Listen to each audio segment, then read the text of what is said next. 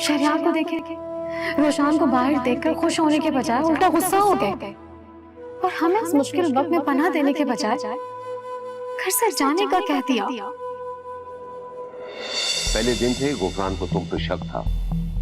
उसने भी तुम्हें उस खातून के साथ खाना खाते देखा जैसे तुम अपने दोस्त की वाइफ कहते हो। अब मुझे इस तरह चोरी छुपे मिलना अच्छा नहीं लगता। तो फिर क्या चाहती हो तुम? आपका साथ।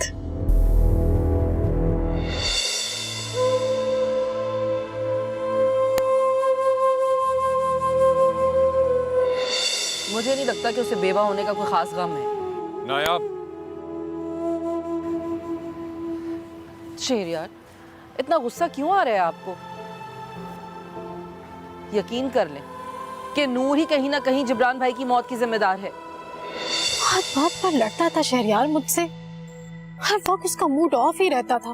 मैंने कहा अगर इतना काम करना पड़ा तो वापस आ जाओ, जैसे पहले गुजारा हो रहा था फिर से कर लेंगे।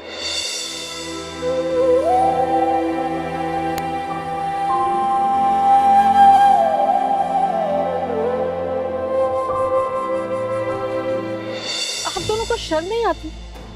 अभी जिब्रान भाई की कब्र की मट्टी सूखी भी नहीं है और आप यहाँ अपनी खुशियों की तैयारी कर रहे हैं। तुम गलत समझ रही हो, ऐसा कुछ नहीं है। आप इसे बता क्यों नहीं देते?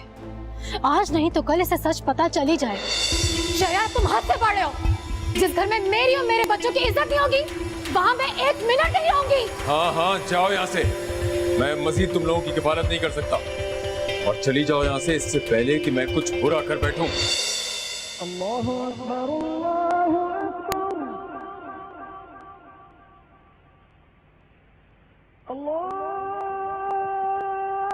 अकबर, अल्लाहु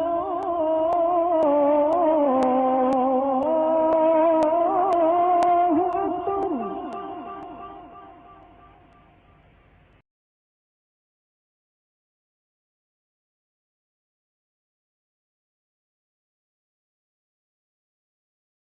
या अल्लाह, तेरा शुक्र है कि मेरे शौहर की आंखों पर से नूर के झूठ का पर्दा उतर गया। वो औरत तो मेरा घर ही बर्बाद कर देना चाहती थी। जहां तुमने इतना साथ दिया, थोड़ा साथ और देते कि शहरयार को अच्छे बुरे की पहचान हो जाए और वो ये समझ ले कि मैं उनकी दुश्मन नहीं हूं, मैं उनकी बीवी नहीं और उनका बुरा नहीं चाहती। या अल्लाह, इस घर पर रहम फरमा। आमीन।